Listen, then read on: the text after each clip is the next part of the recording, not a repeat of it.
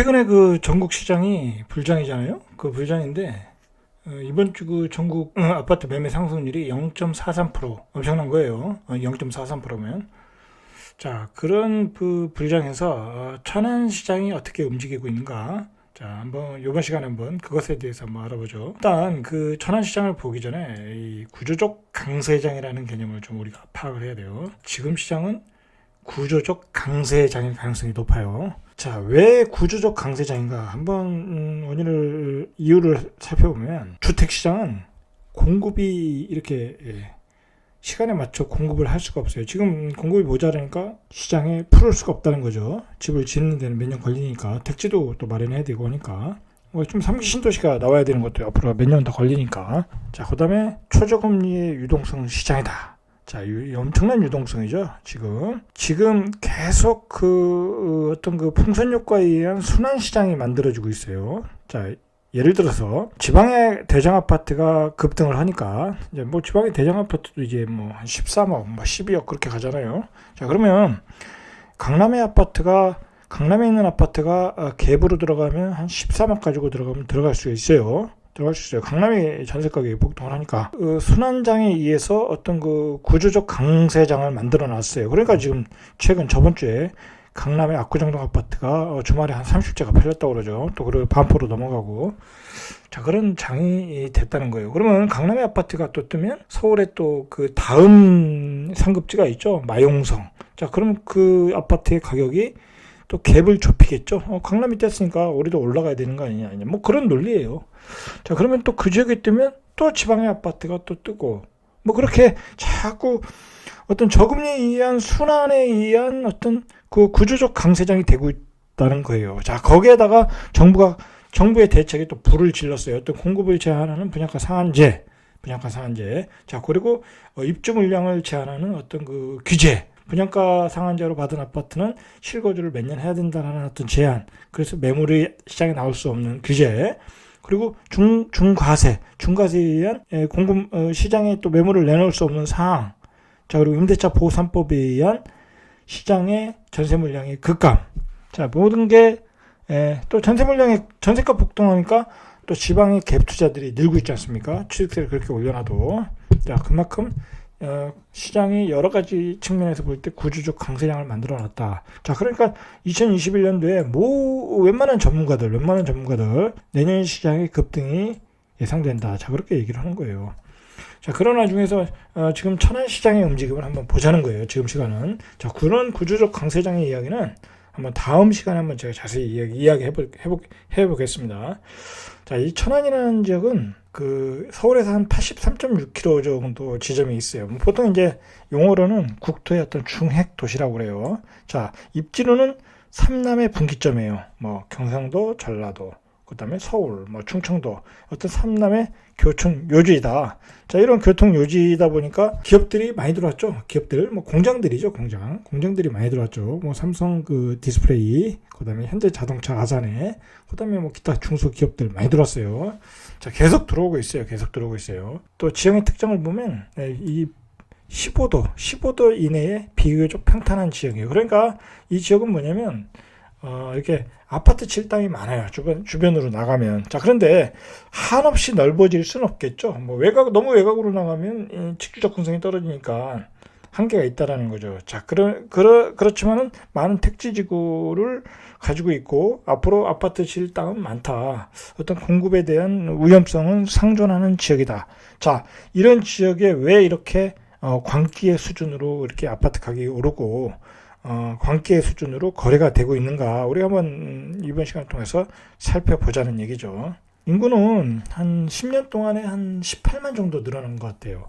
예전에 그 2000년대 초반에 50만 정도 했는데 지금 68만 6천이에요. 이 이야기는 뭐냐면 여기의 원주민보다는 외지인이 계속 늘어난다는 거예요. 이 도시는 외지인들이 계속 늘어난다. 자, 외지인들이 늘어난다는 얘기는 뭐 그 사람들이 단독주택에 살지는 않겠죠. 구도심에 살지는 않겠죠. 신도심에 산다는 거예요, 이 사람들이. 자, 그래서 이제 서북구가 커진 거예요. 동남구보다 서북구가 커졌다. 자, 서북구의 위치는 바로 이제 그 고속전철에 있는 불당동, 신불당동, 두정동, 성성지구. 자, 그런 지역이 이제 서북구가 되는 거죠. 자, 그런 지역이 커지면서 천안은 확장되어 왔다. 자, 그렇게 보시면 될 것 같아요. 대략 보면은 그 아파트가 아무래도 이제 인구가 계속 그 늘어나는 도시고 외지인이 늘어나는 도시다 보니까 이 단독보다는 당연히 아파트의 거주 비율이 높아지겠죠. 자, 아파트의 거주 비율이 거의 60%예요. 60%. 서북구의 경우 60%, 동남구에는 63%. 자, 아파트의 비중이 높은 지역이다. 자, 이 단독주택에 사시는 분들은 이제 천안에 뭐 예를 들어 이제 면 단위 저기 외곽 지역 있지 않습니까? 이제 그런 분들, 농사 짓는 분들, 뭐 그런 분들이 이제 사는 거고, 구도심에 있을 것이고, 자, 아파트의 비율이 계속 높아지는 지역이다. 그렇게 보시면 될 것 같아요. 자, 주택의 점유 형태를 보면, 전세가, 자가 비율이 한 53.5%예요. 그러니까 전세 월세의 비중도 한 반은 된다. 이제 그렇게 보시면 되고요. 자, 이 천안의 특징을 좀 잠깐 요약을 해보면, 이 천안은 예전에는 수도권이라고 볼 수 없었어요. 수도권. 천안은 83km니까 서울부터 편입이 안 됐어요. 자, 그런데 왜 수도권 같은 느낌이 들까? 자, 이거는 이제 KTX역이 생기면서 그 효과가 컸고, 그 다음에 이제 가격의 영향도 수원 동탄이라는 도시가 만들어지고 수원 동탄의 시세가 형성이 되고 그 다음에 또 평택의 그 삼성 반도체가 또 들어서고 자 그러면서 그게 연결이 되는 것 같아요. 그러면서 수도권의 가격 시세의 영향을 받게 됐다. 자 그래서 그 투자자들의 그 수도권의 가격을 보면서 그쪽이 가격 형성되는 걸 보면서 천안이 저평가되어 있다라고 생각을 하면서 천안으로 이렇게 투자자들이 많이 밀려 들어오는 것 같아요. 자, 그리고 천안의 우리가 특징을 또 이렇게 구분해야 되는 게 뭐냐면 우리가 그 50만에서 한 100만 도시는 그 도시의 특성이 있어요. 특성. 자, 울산 하면은 뭐 산업공단 아니겠습니까? 구미하면 산업공단, 청주하면 SK 하이닉스, 뭐 LG 생활건강. 자, 그렇게 이제 그 도시의 그 핵심 수요층이 있다라는 거죠. 자, 그 천안은 역시 핵심 수요층은 바로 이런 삼성, 그리고 현대자동차. 자, 이러한 그 대기업들, 그 다음에 이제 공장들. 자, 그런 사람들이 핵심 수요층이에요. 그러면 그 핵심 수요층에 가까운 직주 접근성이 강한 지역이 아무래도 상급지가 될 수밖에 없다. 자, 그러니까 불당동, 신불당동, 그 다음에 탕정. 자, 그런 지역이, 그 다음에 요즘에 최근에 송송지구까지 그런 지역이 집주 접근성이 강하니까 상급지가 되어가고 있다. 그렇게 보시면 돼요. 자, 그런데 이제 조심하셔야 될 게 뭐냐면, 천안은 이렇게 택지가 많아요. 앞으로 실 택지도 많고, 그리고 민간 그 건설회사에서 도시개발로 계속 추진하는 지역이 많아요. 백석동 같은 경우가 거의 민간 도시개발로 만들어진 택지니까. 그렇다고 뭐 인구가 폭발적으로, 세종처럼 폭발적으로 늘어나는 도시도 아니고, 그냥 서서히 늘어나는 도시다 보니까, 어떤 그 시기에 일시적으로 공급량이 많아지면 당연히 아파트 가격이 떨어질 수가 있어요. 그러니까, 입지가 떨어지는 지역은 아파트 가격이, 프리미엄이 거품이 빠질 수가 있다라는 거예요. 빠질 수가 있다. 제가 예전에 2000년대 초반 정도에 천안에서 이제 부동산을 할 때, 외곽 지역에서 이제 부동산 입주 장사를 들어갔는데, 자, 그 지역에 입주를 할 땐 프리미엄이 이제 다 빠졌었죠. 자, 그 전에 이제 천안이 불장일 때가 있었어요. 행정수도가 발표되면서, 행정수도의 영향을 받으면서, 천안도 이제 핫플레이스가 돼가지고 아파트 프리미엄이 뭐 3, 4천, 많으면 5천 막 그렇게 붙은 적이 있었어요. 그러니까 천안 사람들도 그때는 의외했어요. 천안에도 이렇게 프리미엄이 붙는가? 라고 이제 그 의아심을 가졌었죠. 이제 그때는 이제 서울 수도권에서 막 밀려와서 샀으니까. 자, 그런데 그런 뜨거운 타이밍이 지난 다음에 그런 외곽 지역의 아파트들의 프리미엄이 다 빠졌어요. 자, 그 얘기는 뭐냐면 지금 형성되는 그 입지가 안 좋은 지역의 프리미엄들은 거품이 다 빠질 수 있다. 자, 그거 조심하셔야 돼요. 그런 관점에서 제가 이제 방송을 드리는 거예요. 그거 조심하셔야 돼요. 만약에 지금 그 입지가 떨어지는 지역의 프리미엄을 1억 주고 샀다. 근데 한 3년 뒤에 입주를 한다. 자, 3년 뒤에는 이제 시장은 조용해질 수밖에 없어요. 자, 그러니까 그거를 사가지고 투자로 샀다. 뭐 실거주는 제가 모르겠고. 자, 투자로 샀다. 자, 그런데 그거 3년 뒤에 팔겠다. 자, 수익이 안 날 수도 있다라는 거예요. 서울 수도권과는 틀리다라는 거예요, 개념이. 자, 그런 관점에서 천안시장을 좀 봐야 돼요. 자, 그리고 천안시장을 보는 포인트가 뭐냐면 이 원주민과 이주민의 어떤 그 구분을 확실히 해야 돼요. 원주민의 수요와 이주민의 수요가 다르다. 자, 원주민. 자, 예전에 이제 구축 아파트에 사시는 분들이죠. 오래 이제 천안에 사셨던 원주민들이죠. 거기서 뭐 장사도 하고 뭐 직장도 다니시는 분들인데 이분들은 가격이 오르는 거에 대해서 그냥 쳐다만 보신 분들이 많아요. 그냥 그 주거지에 사는 거예요. 옛날 아파트에. 자, 그 옛날 아파트가 지금 1억 5천, 뭐 2억도 안 가는 아파트가 많아요. 자, 그런 분들이 지금 뭐 예를 들어 불당동이 좋다고 뭐 8억짜리 사겠습니까? 성성동이 좋다고 5억짜리 사겠습니까? 안 산다는 거예요. 뭐 불편한 게 없는데, 그리고 구도심에 뭐 인맥도 다 있고. 자, 그러니까 구도심의 구축 아파트가 잘 안 올라요. 천안의 경우에는.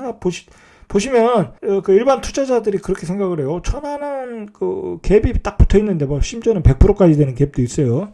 거의 뭐 자기 돈 안 내고도 매매가 되는 집도 있더라고요. 자, 그런 아파트를 사면 오를까? 글쎄요. 오를 가능성이 별로 제가 보기에는 없어 보여요. 자, 왜냐면 여기가 인구가 폭발적으로 늘어나는 수요도 아니고, 대전처럼 150만 되는 도시도 아니고, 그리고 대전 같은 경우도 오르는 지역만 올랐지, 아직도 안 오르는 지역은 안 오르더라라는 얘기죠. 그 새롭게 이주하는 수요들, 젊은 세대들, 예를 들어서 삼성에 발령돼서 나오는 수요들, 그리고 뭐 예를 들어서 불당동에 사는 사람들의 수요, 뭐 그러한 층들에 대한 수요만 발생하더라. 자, 그러니까 지금 그 투자로 들어가시는 분들이 신축, 준신축, 그 다음에 뭐 분양권, 뭐 그런 아파트만 들어가더라는 거예요. 구축, 갭은 잘 안 쳐다보더라. 자, 그리고 또 최근에 그 취득세 요건이 강화되니까 뭐 취득세 10%, 12% 내고서는 어떻게 살 수가 없는 거죠. 장담을 못 한다는 거죠. 자기 돈이 들어가니까. 자, 그래서 신축 분양권. 자, 그런 쪽으로 쏠림 현상이 강하게 되면서 외곽 지역까지 번지게 되면서 그 외곽 지역에서 거품이 좀 만들어지더라. 자, 그 3년 뒤에는 그 시세를 받을 수 있을까 하는 아파트도 있더라는 얘기예요. 있더라. 조심하셔야 돼요.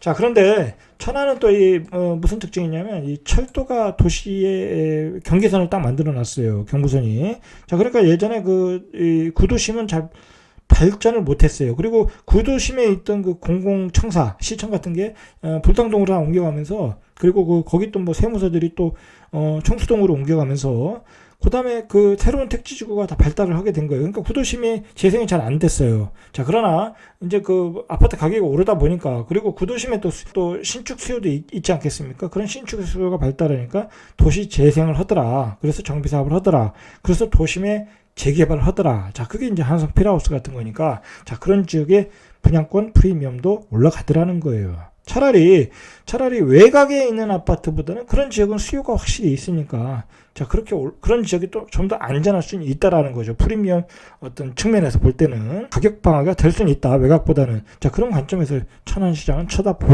봐야 되는 거예요. 자, 우리가 그 천안 같은 경우에 이런 과정을 거쳐서 발달됐어요. 천안은 이렇게 철도로 경계로 구도심, 신도심이 구분이 되고, 신도심도 복명동이 먼저 발달했고, 쌍용동이 발달했고, 두정동, 불당동, 백석동, 신불당, 자, 이런 순서로 발달했다. 최근에는 이 아산까지 이렇게 발전하게 된 거죠.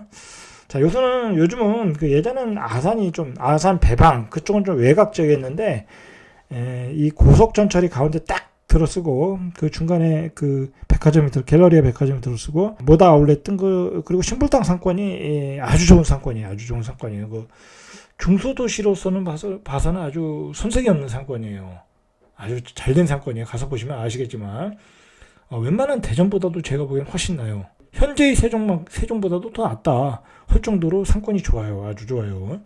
자, 그러다 보니까 신불당이 그렇게 시세를 치고 나간 거예요. 시세를 치고 나가니까, 자, 그게 불당동까지 자극을 했고, 자, 불당동에 구축을 팔고, 신불당으로 들어가려니까 신불당이 너무 비싸요. 자, 그러니까 성성지구로 간 거예요. 그러니까 성성지구가 프리미엄이 한 2억 정도 붙어버린 거예요.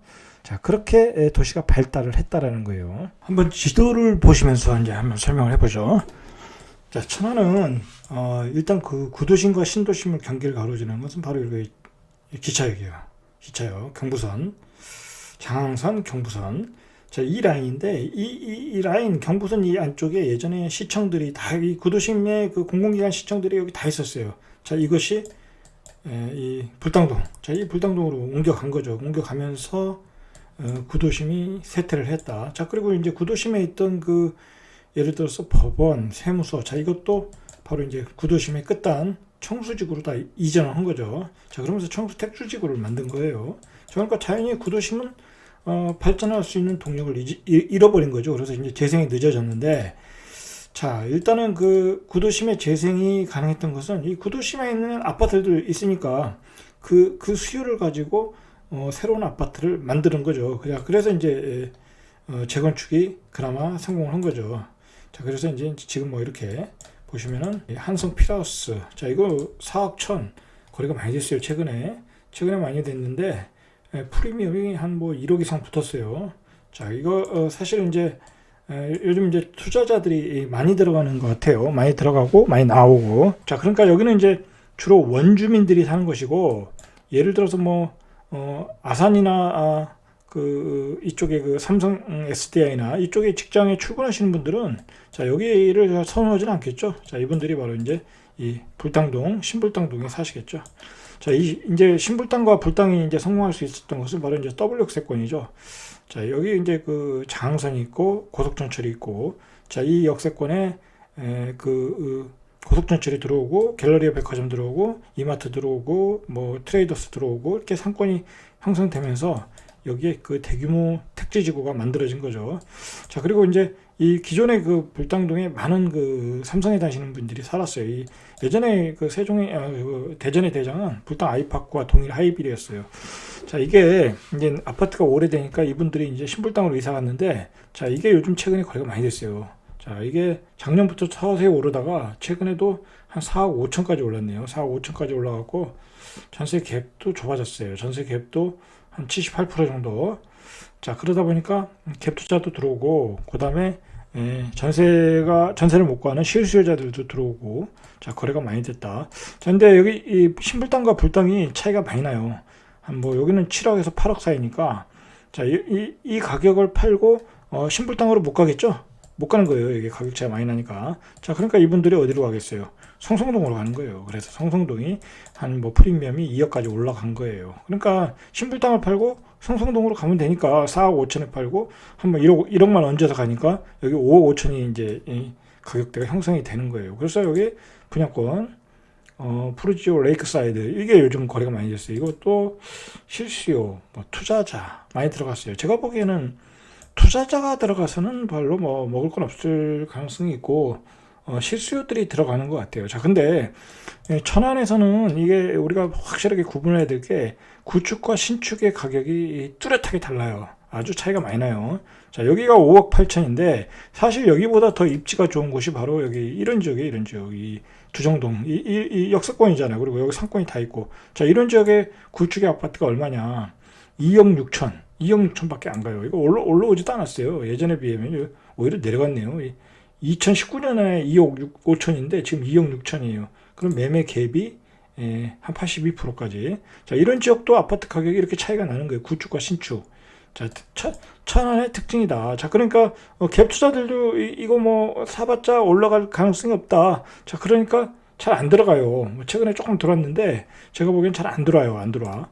자 천안의 구축이 얼마나 약세냐면은 이게 예전에 이제 초기에 졌던 그 복명동 같은 데 보면은 갭이 없어요. 갭이 100% 갭이 100%. 자 전세가 매매가가 붙어버렸어요. 자 이런 지역들 복명동 청설 아파트, 자 이런 거 보면 이게 전세와 매매 갭이 붙었어요. 그냥 91% 그냥 매매가가 전세가라고 보면 돼요. 자 이런 것들, 자 매매가와 전세가가 이건 뭐 100.4%네요. 100.4%면 전세가가 더 비싸다는 얘기예요. 자 여기 32평이 일성 아파트 쌍용동. 자 여기가 쌍용동이 32평이 92년 29년 차인데 1억 6,500이에요. 자 이렇게 구축과 신축의 가격이 뚜렷하게 다르다. 뭐 이거 지방은 어쩔 수 없어요. 대전 같은 경우도 보면 뭐 대전이 웬만한 구축도 많이 올라갔지만 대전에 약간 입지 떨어지는 지역들, 자 그런 지역들은 아직도 가격이 안 올랐어요. 아직도 가격이 안 올랐고 앞으로도 안 올라가요. 그런 아파트들은 수요가 없다는 거죠. 수요가 없다는 거예요. 자, 이 복명동이나 두정동 같은 경우는 사실 입지가 좋아요. 살기도 좋고. 저도 여기 복명동에 한번 살아봤는데 좋아요. 살기도 좋고. 자, 그런데 안 오른다. 자, 그거에 대해서는 여기는 이제 천안이라는 곳은 이렇게 새로운 수요가 들어오는 도시니까, 자, 그 새로운 수요는 결국은 새로운 택지지구에 살라고 그럴 거예요. 왜냐면 그 젊은 세대들의 라이프 스타일에 맞는 상권이 형성돼야 되고, 그리고 새 아파트가 있어야 되니까 당연히 이제 신규 아파트로 가는 거예요. 그러니까 불당, 신불당, 뭐 그나마 좀 준신축급인 뭐 백석동, 그다음에 이런 성성지구 이런 쪽으로 가는 거예요. 깔끔하게. 앞에서도 얘기했지만 이런 도시는 그 삼성을 기반으로 하는 도시이고, 뭐 현대나 삼성을 기반으로 하는 도시다 보니까 직주적 특성이 강한 지역이 강할 수밖에 없다. 자, 그러니까 불당, 신불당, 성성지구가 강점을 띠고 있는 거예요. 이 바로 앞에 다 직장들이 있으니까, 삼성, 뭐 현대, 저쪽 아산 쪽으로 가면 현대, 자, 있으니까 있고, 이런 지역들이 상급지로 이제 그 선호도가 뚜렷하게 나타나는 거고, 자, 이런 지역의 확장성이 어디로 나타나냐? 바로 이제 이런 탕정으로 나타나는 거예요. 탕정. 그래서 탕정이 여기가 이제 프리미엄이 한 3억 올라갔어요. 3억 올라갔어요. 자, 이런 지역들이 이제 또 상급지로 발전하고 있는 거예요. 확장성이 이어가는 거예요. 자, 이렇게 천안은 발전하고 있다. 자, 그런데 이제 제가 전에도 얘기했지만, 천안 같은 경우에는 이 도시 성장 한계선을 딱 긋고 봐야 돼요. 이 도시 성장 한계선은 예를 들어서 남쪽은 21번 국도라고 보면 돼요. 자, 그리고 북쪽으로는 바로 이제 여기 1번 국도라고 보면 돼요. 자, 그리고 이 동쪽이죠. 그리고 북쪽으로는 성성지구, 뭐 여기라고 보면 되는 거예요. 이 성성지구, 이 성성지구를 끝으로 보면 되는 거예요. 이 밖으로 나가는 거는 그냥 외곽 시골이라고 봐야 돼요. 시골. 그 인프라의 접근성이 떨어지고 도심의 접근성이 떨어지다 보니까 가격이 안 오르고, 뭐 말 그대로 신축발의 가격대만 형성이 된다는 거예요. 그러니까 이 외곽 지역에서 프리미엄을 주고 사는 아파트들은 좀 조심을 하셔야 돼요. 예를 들어서 제가 저번에도 언급했죠. 요즘 청수지구가 거래가 많이 돼요. 이 청수지구 수자인이 요즘 여기 거래 많이 됐네요. 이 청수 한양 수자인 가격대가 뭐 3억 1천에서 한 3억 5천 그 사이니까 가격이 아직 싸죠. 싸니까 거래도 많이 되고, 이것도 뭐 매매 전세 가격이 한 70% 정도 되니까, 갭이 있으니까 한 70% 정도 되니까 또 갭 투자도 들어올 수 있고, 이제 이런 지역이 거래가 되는 거죠. 뭐 택지적으로서는 뭐 괜찮은 지역이니까 수요도 있고. 자, 근데 이 지역도 좀 약해요. 여기 왜냐면 뭐 이 삼성에 다니시는 분들이 또 여기까지 좀 안 오는 경우가 있어요. 그런데 예를 들어서 이제 여기 바깥쪽으로 이쪽 지역은 이게 뭐 그 토지들이 이게 택지지구를 전체적으로 수용하는 게 아니라 일부 택지를 이게 뭐라고 그러죠? 그 시행사에서 사들여가지고 도시개발 형식으로 이렇게 개발하는 방식이에요. 그러다 보니까 지역주택조합도 들어오고, 이게 이번에 그 서희 스타일스, 이게 이제 지주택에서 한 것 같은데, 자, 이것도 프리미엄이 3천에서 5천 정도 형성됐다고 그래요. 자, 이런 것도 형성이 된다는 거예요. 자, 여기 옆에 행정타운 센트럴 두산 위브도 요번에 분양을 했는데, 이게 분양 경직률이 꽤 높았던 거로 알아요. 이것도 피가 뭐 한 거의 1억 이상 붙은 것 같아요. 거래도 엄청나게 되고 있어요. 자, 이런 아파트들이 조금 조심해야 된다. 왜냐면 이 도시성장 그 바깥에 있잖아요. 도시성장 한계선에 바깥에 있다. 자, 보세요. 이게 뒤에 다 논바닥이니까 이게 도시의 연결성이 떨어지잖아요. 자, 이게 큰 도로가 있으니까 이 앞에 있는 인프라를 이용하기도 불편하다. 자, 그래서 이게 시간이 지나면 이런 아파트는 입주할 때 어떤 제대로 가격을 자기가 프리미엄의 상 가격에 더 플러스해서 받을 가능성이 없을 수 있다. 그 옆에 신축의 가격, 이 옆에 있는 구축의 가격들을 보시면 아시겠죠. 그러니까 재밌는 것은 뭐냐면, 이 신축의 아파트가 프리미엄이 한 1억 붙으니까 이게 한 2억 초반대에다가 2억 한 6, 7천까지 올라갔어요. 차라리 투자로 들어갔으면 이런 아파트를 먼저 들어갔어야죠. 지금 많이 올랐지만. 자, 그런 상황도 있다. 자, 이 행정타운, 이것도 이제 2018년도인데, 이것도 거래가 많이 올랐네요. 이것도 많이 올랐어요. 자, 이제 문제는 뭐냐면, 천안에서는 입지가 좋지 않은 아파트는 신축이라고 해도 시간이 지나면 지날수록 떨어질 수 있다. 자, 그걸 조심하셔야 돼요. 자, 뭐 예를 들어서 여기 용국지구에 있는 그 세강 NH빌인데, 이거 아파트 단지가 몇 개 안 되잖아요. 뭐 한 세 단지밖에 안 되잖아요. 자, 그러니까 이거 31평이 2억도 안 돼요. 자, 여기 35평이 2억 2천, 뭐 전혀 가격이 올라가지 못하고 있어요. 자, 이렇게 바깥에 있는 지역들은 시간이 지나도 오르지 않는다. 자, 마찬가지 이 신방지구도 요번에 이제 뭐 분양을 했나 본데, 자, 여기도 이거 가격이 오르질 않아요. 32평이 이건 2009년도형인데 2억 2천밖에 안 돼. 2억 2천. 자, 여기도 마찬가지예요. 그러니까 이러한 그 중소도시에서의 그 어떤 그 아파트 선택, 입지의 선택은 이 도심 아니면 역세권, 자, 그리고 어떤 직주 접근성이 강해야 된다. 함께 모여 살아야 된다는 거. 안 그래도 인구가 적은데 함께 모여 사는 곳에서 어떤 편리함을 누릴 수 있는 입지여야 된다. 자, 그러한 그 생각을 가지고 들어가야지. 지금 이제 천안으로 투자자들이 물밀듯이 들어가고 있는데 안에 중심이 비싸니까 외곽으로 빠지고 있다. 외곽에 가서 그냥 프리미엄을 막 주고 있다. 비싸게 주고 있다. 자, 그러면 그 3년 뒤에 입주할 때는 아주 고생할 수 있다는 거예요. 이 시간이 지나고 시장이 조용해졌을 때 다시 입주할 때는 프리미엄이 전혀 형성 안 되더라. 그리고 전세 가격도 안 받쳐주면 본인이 이제 다 손절매를 해야 되는 거예요. 마피가 되는 거예요. 마피. 자, 그런 위험성이 있는 시장이 이제 이런 천안시장이고, 제가 보기에는 그런 문제가 천안시장이면 문제가 아니다. 수도권 외곽의 좀 비인기 지역이라든지 아니면 지방의 비인기 지역, 뭐 지방의 50만 이하의 도시, 뭐 광역도시도 비인기 지역은 그런 순환을 당할 수 있다라는 거예요. 그런 점에서 지금은 구조적 강세장이지만 이 구조적 강세장에서도 그런 점을 조심하셔야 되는 거예요. 너무 지나친 그 주택시장 광풍이 불다 보니까 그냥 좋은 물건 뭐 나쁜 물건 가릴 거 없이 그냥 싸다고 하면 막 들어간다. 또 일반 초보자들은 잘 모르잖아요. 그 좋은 주택이 어느 게 좋은 주택인지 모르니까 뭐 전문가들이 추천하는 아무거나 그렇게 사가지고 들어가다가는 나중에 그것도 한 개 산 게 아니에요. 막 자기 그 능력 이상으로 2개, 3개, 4개 막 사다 보니까 나중에 크게 곤욕을 치를 수 있다는 거예요. 그런 관점에서 천안시장을 보시고, 정리하자면 천안시장은 이제 인구가 서서히 늘어나지만 어느 시기가 되면 공급량이 확 늘어날 수 있는 지역이다. 자, 그 공급량이 늘어나면 가격이 떨어지더라. 가격이 떨어지고 천안시장은 이렇게 그 선호하는 지역과 비선호하는 지역이 뚜렷하다.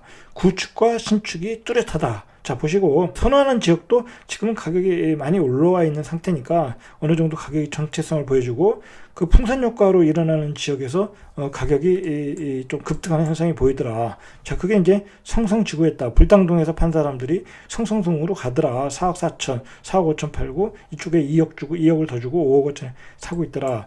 뭐 그 정도로 이제 시장이 마무리되는 것 같아요. 예전에는 수도권 시장이 강하면은 이제 천안시장은 약했는데 이제는 천안도 수도권에 편입돼서 움직이는 시장이다 보니까 동시다발적으로 가더라. 그리고 그만큼 투자층도 많아졌고, 아직도 비규제 지역이라 많은 사람이 들어오지만 조심할 부분이 많다.